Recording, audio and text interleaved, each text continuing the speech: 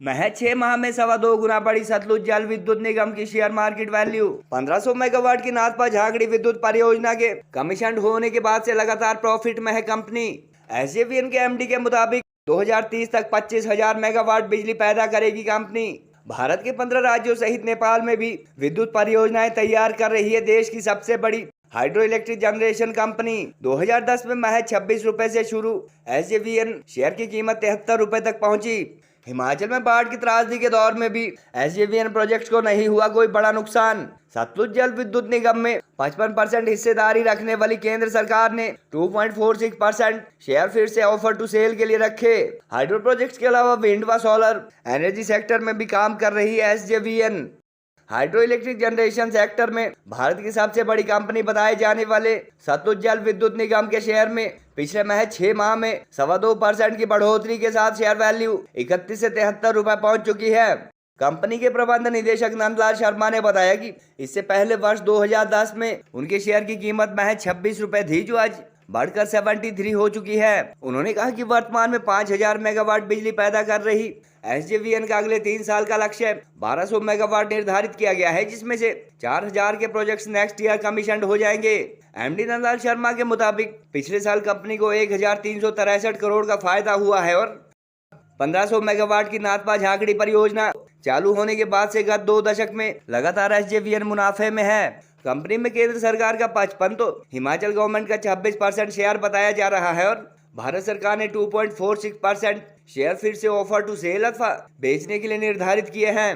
गत जुलाई व अगस्त माह में हालांकि भारी बारिश व बाढ़ से प्रदेश को भारी नुकसान हुआ है, मगर इस दौरान भी एसजेवीएन की किसी परियोजना को बड़ा नुकसान नहीं झेलना पड़ा और केवल सिल्ट के चलते 3 दिन जनरेशन बंद रहा।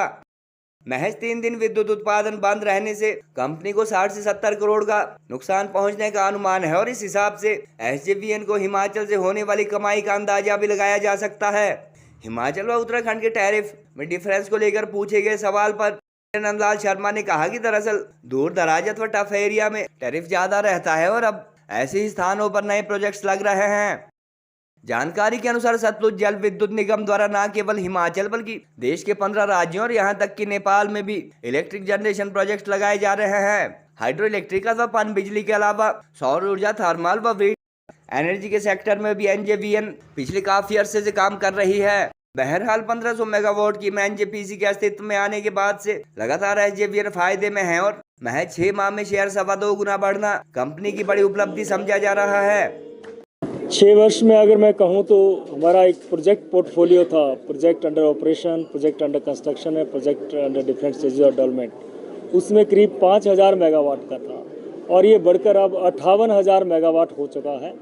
इसमें से कंस्ट्रक्शन में 4,500 मेगावाट है, ऑपरेशन में 21,000 मेगावाट है और बाकी अंडर सर्वे इन्वेस्टिगेशन है। हमारा टारगेट था कि 2018 में हमने रखा था कि वर्ष 2023-24 तक हम 5,000 मेगावाट की कंपनी बनेंगे और 2030 तक 25,000 मेगावाट और 40 तक 50,000 मेगावाट।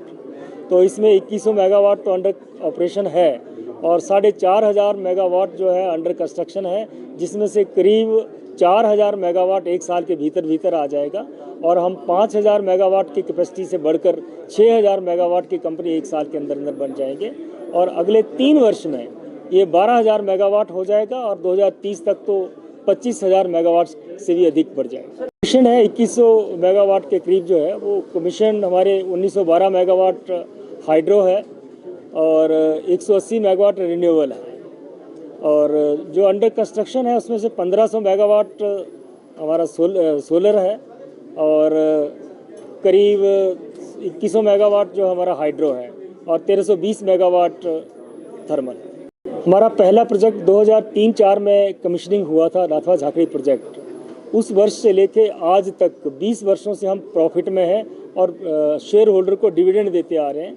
इसमें हमारा जो प्रॉफिट है पिछले वर्ष 1363 करोड़ के करीब प्रॉफिट रहा है। एसजेवीएन को अगर मैं कहूं कि अगर कोई डैमेज तो नहीं हुआ हमारे किसी प्रोजेक्ट को, लेकिन during that flood period silt की वजह से हमारा प्रोजेक्ट बंद रहा 3 दिन का। तो 3 दिन की जनरेशन अगर मैं कहूं कि कोई 150 मिलियन यूनिट की जनरेशन, मतलब 15 करोड़ यूनिट की जनरेशन, उसके हिसाब से कोई 60-70 करोड़ का लॉस अगर मैं कहूँगा जनरेशन का हुआ है हमारा। हमारी बातचीत हिमाचल सरकार से हो रही है कि जो पिछले प्रोजेक्ट हैं उनको यथावत रखा जाए, जो अगले प्रोजेक्ट हैं उनमें आप अपनी जो रिवाइज्ड फ्री पावर है उसकी दरें लगाएं तो हमें कोई आपत्ति नहीं है, और इसके ऊपर बातचीत चली हुई है। ये प्रोजेक्ट टू प्रोजेक्ट है, कम या ज़्यादा की बात नहीं है। केवल प्रोजेक्ट आसान प्रोजेक्ट है तो टैरिफ कम होता है, जो टफ प्रोजेक्ट है उसमें टैरिफ ज़्यादा होता है। और एक बात मैं बताऊं कि जो इजी प्रोजेक्ट है वो अब हो चुके हैं, और जो बैलेंस अनहार्नेस्ड पावर है वो टफ स्टेशंस के ऊपर है।